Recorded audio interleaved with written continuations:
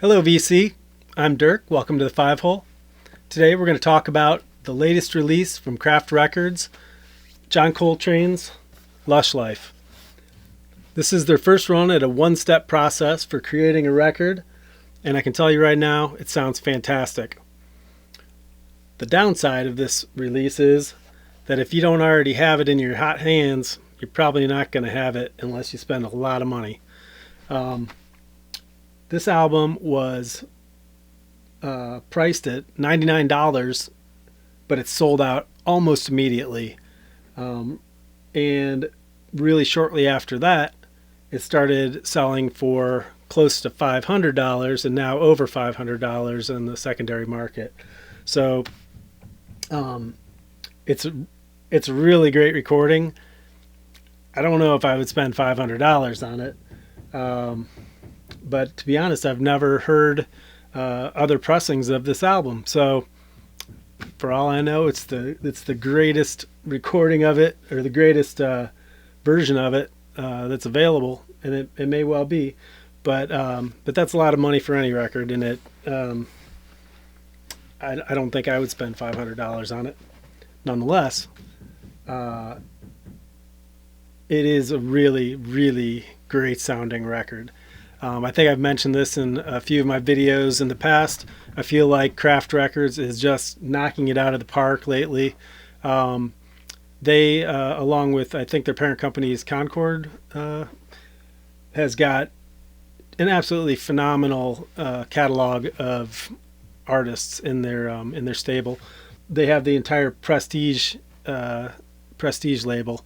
So this is actually a Prestige album.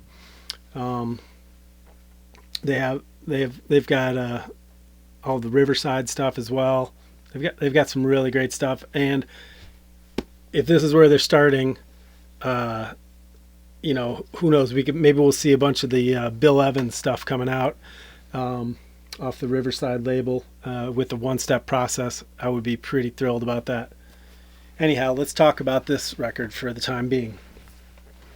So the first thing you're going to notice, if you compare this to some of the other one-steps that are out there, is that the packaging is a little more sparse and it's smaller.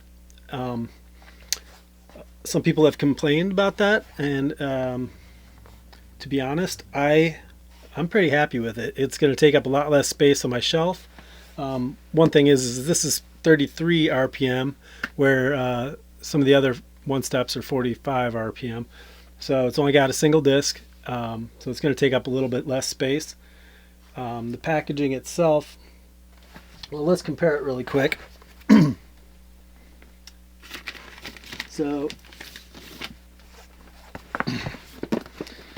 if you look at a one step from Mobile Fidelity, well, besides it being partly open, it's a much thinner packaging.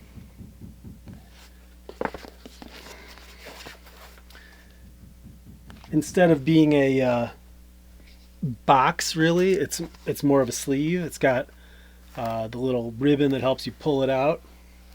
Inside, you've got you've got two things. Looks like I slipped it in there accidentally. It's got the album cover itself, which is a tip-on jacket. Comes shrink wrapped inside the slip cover. It's a nice reproduction of the original. Not having seen the original directly, but it doesn't have any barcodes on it or anything like that. It does mention Kraft Recordings on the bottom, but otherwise I believe it's the same as the original. And then it comes with just a really nice little flyer. I guess you could call it a pamphlet. I don't know. It's one folded sheet, so there's not a lot to it. Front is just the title. The back has got a little bit of information about the recording process. That discusses the vinyl used, which is the VR900 compound, and it mentions that it was pressed at RTI, and that it was done by Bernie Grunman. The mastering was done by Bernie Grunman. Inside, it's got some photographs of the original mono master tapes. There's some notes by Rudy Van Gelder, who was the recording engineer on this. The record has got a reproduction of the Prestige label.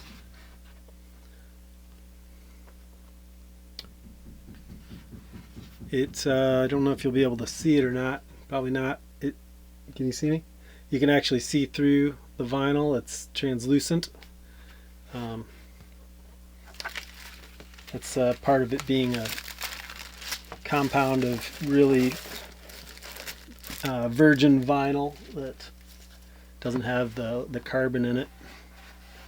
And then the case, it's kind of a textured, the slipcover is kind of a textured fabric with an inset of a kind of plastic version of the cover. Numbered on the back.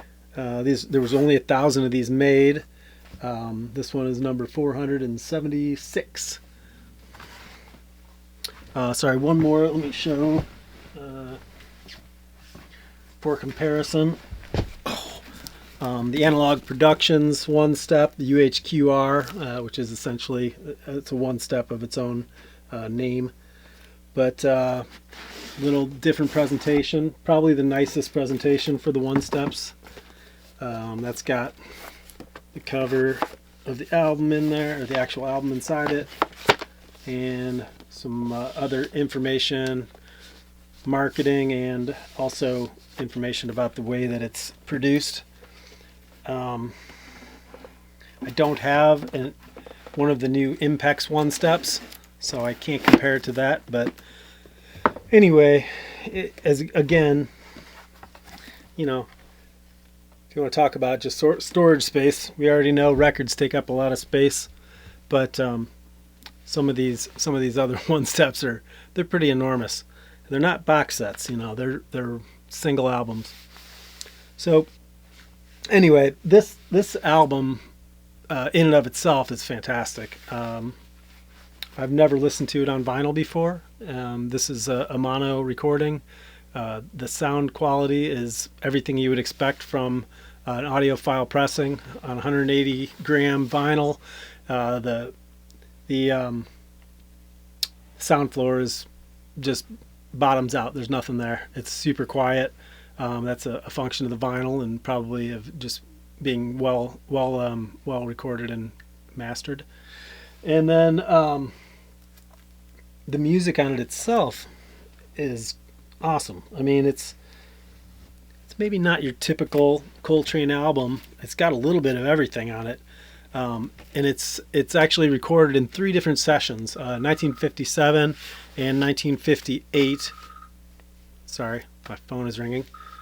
And so you've actually got a couple different sets of people playing on it. Side A is kind of sparse. You've only got Coltrane playing with bass and drums. So on bass you've got Earl May, and on drums you got Art Taylor.